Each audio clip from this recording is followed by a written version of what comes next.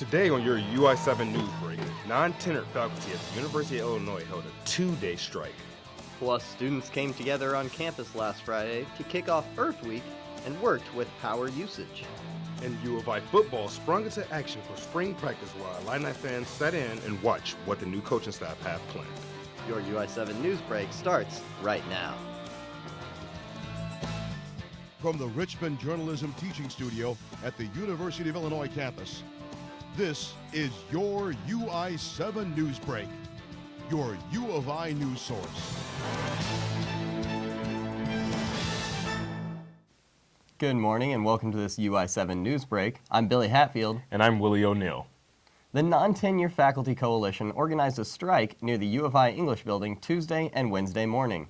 This strike came after bargaining with the administration for 18 months. Here's more on the rally and how these teachers may be affected. The union wants mandatory multi-year contracts for members, a system of evaluation so they can receive feedback on their job performance every year, and access to professional development so they can continue to grow as teachers and researchers. Students and faculty marched together on the main quad, chanting,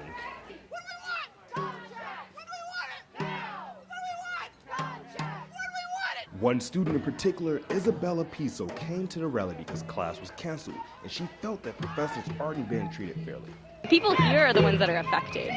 So anything that's going on campus, like this is just really showing what we need to do, and what we need to do is fight for what we deserve and what they deserve. As the picket lines built up quickly, union members got the students involved holding signs reading, "Education under attack," while others picked up free giveaways. At noon, a rally took place and lead negotiator Kay Emmer addressed the crowd to emphasize that NFTC are utilized for the future of educators. We are tired of waiting to hear something other than no from the administration. And let me be clear, this isn't about money.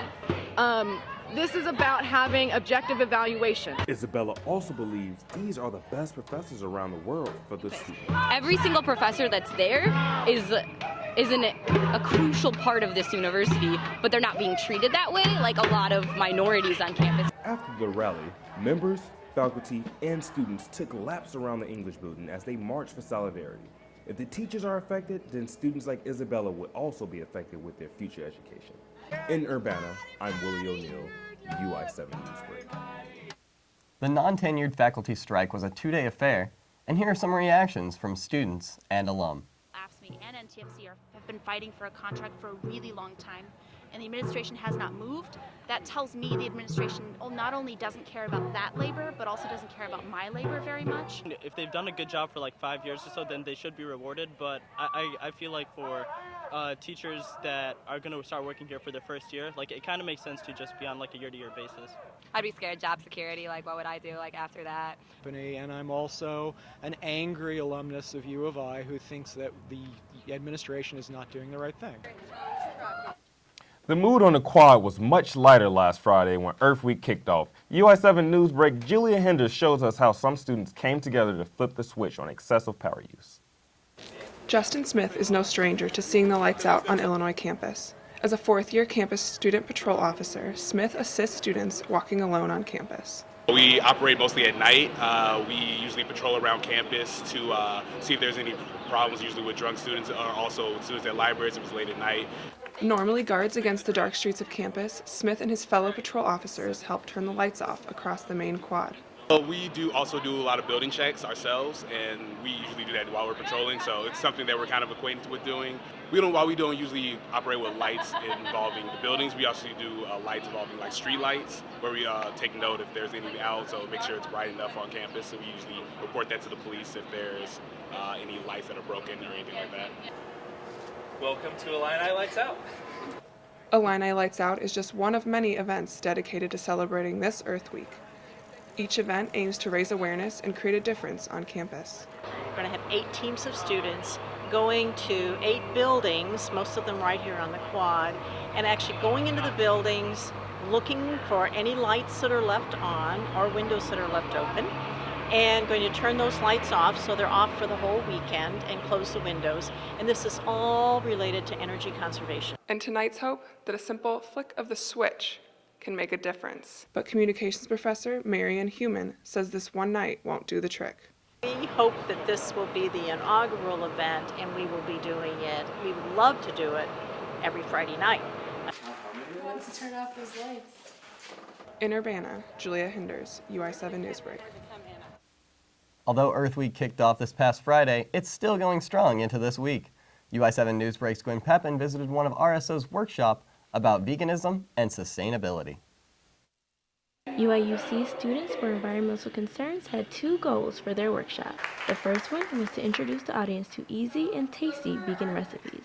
The crowd saw how to make black bean burgers, dairy-free mac and cheese, and chocolate-covered peanut butter balls. Afterwards, they were treated to samples of all three dishes. U of I sophomore Madeline Warland helped coordinate the event and taught the audience about meat's impact. She describes the importance of teaching these recipes. We had 3 vegan recipes to show to the audience to demonstrate that vegan cooking doesn't have to be complicated or expensive. The second goal was to deliver an environmental message. SCCS President Allison Stephens details the effects of meat consumption. Eating meat has various environmental impacts in terms of soil degradation, carbon dioxide pollution, water waste, water contamination. Warland tells us why veganism is important to her. The most important thing you can do to conserve natural resources and just promote good health in the population.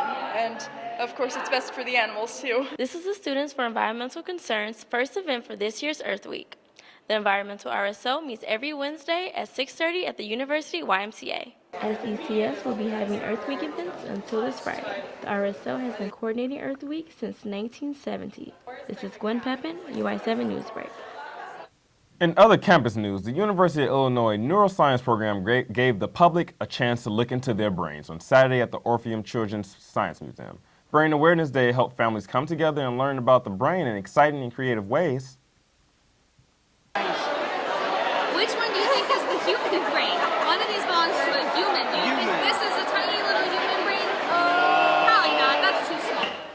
Brain Awareness Day was a success Saturday at the Orpheum Children's Science Museum in Champaign. Kids of all ages got a chance to interact with the exhibit set up by the university's neuroscience program. The exhibit featured a variety of things from coloring, brain caps, and interacting with virtual reality, to building brains out of clay and even learning about different parts of the neuron.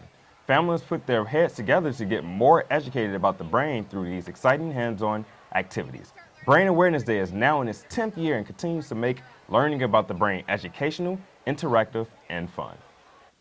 On the other side of the break, we'll talk about the Illini sports, spring practice, baseball, and gymnastics. Plus, you'll hear more on Boston Marathon winners, pancakes, and police, all coming up next on your UI7 Newsbreak.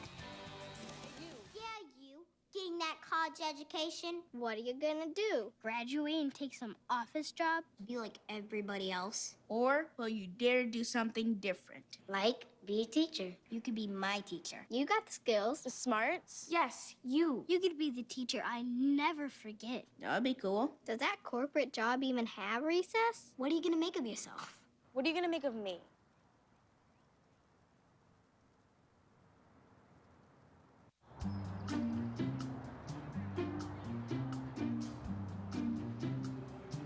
Don't worry, 74 people were picked before me in the NFL draft.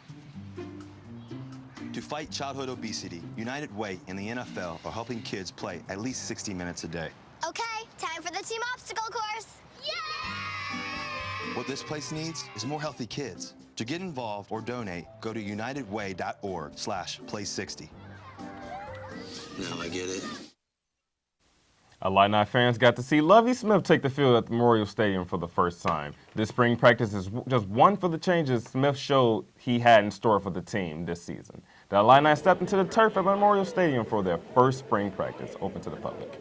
This practice took the place of their traditional spring game. It allowed fans to watch warm-ups, position, drills, and a scrimmage. New head coach Lovie Smith was ahead to evaluate players. This is particularly important as the Illini lost receiver Mikey Dudek to an ACL injury. The former Chicago Bears coach recently canceled the historic fall trip to Camp Rantoul, adding to the changes he's made since his hiring. Smith has built a coaching staff of former NFL players and coaches. The Illini start off their season at Memorial Stadium against Murray State in September and face their first conference foe when they take on the Cornhuskers in Lincoln, Nebraska. The warm summer-like weather and sunshine brought fans out to watch the Fighting Illini baseball team beat St. Louis University. The Illini continued to improve throughout their season. Fans both young and old enjoyed their fresh squeezed lemonade and sunshine as the Illini baseball team swept the St. Louis Billikens in a 3-game series. The 6-4 win on Sunday put the Fighting Illini one game above 500 with a 17-16 record. Redshirt senior Michael Hurwitz had one hit, which extended his hitting streak to 19 hits in 9 games.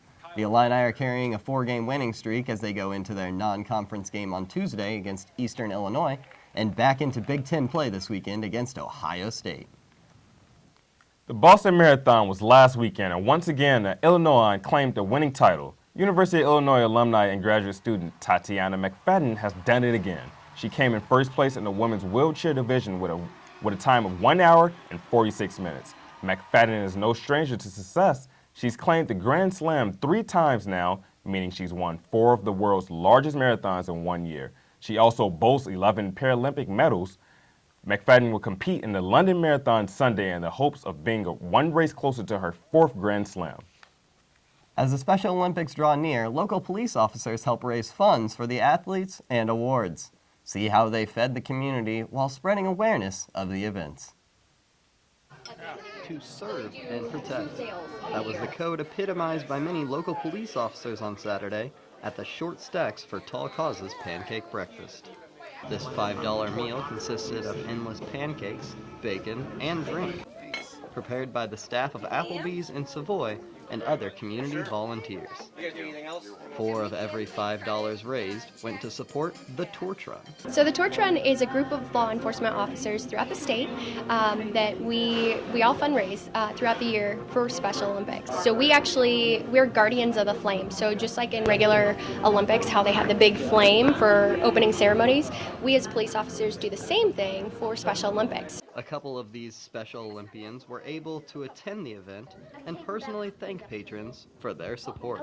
I wasn't expecting to see any athletes, especially gold medal athletes, but we did meet one. She was very nice and courteous. She played with our daughter, very approachable, so that was cool that everyone got to come to the table and kind of mingle with us. Plenty of group pictures and selfies were taken with the Olympians. One even taught an officer how to make a silly face. Okay, somebody watch me. Okay. Officers representing many of the different local police departments gathered today to serve people food and stick around for conversation. In order to further support the Special Olympics, one can donate to the Torch Run or even volunteer at one of their upcoming events. Summer Games will be June 10th, 11th, and 12th at ISU. You can come out to any event, cheer them on, help us pass out medals, and the athletes love it. So. There's one of... Today we end with another act of kindness. One Iowa teen recently gave up her senior prom for something very special. Iowa teen Brittany Clark made a new friend in Orlando Airport. After a flight delay, Clark met Andrew Swimway and the two hit it off instantly. During conversation with Swimway and his family, the 14-year-old autistic boy asked Clark to his prom, and she said yes. Clark drove 5 hours from home to attend the Wisconsin boys' prom. The senior girl hopes that someday, somehow will remember to take her autistic little brother to prom too. So do you have any good stories about your prom? In fact, I actually did a prom proposal. It was in the school newspaper, and everyone's seen it. Oh, wow. So was it from you or was it for you? It was actually from me. Yeah, and I felt like it was awesome. Did it work out? It worked out. Good. I asked 19 people in my prom, and they all turned me down. But, differences for different people. Well, that's all the time we have for this UI7 News Break. Thanks for joining us. Happy Earth Week.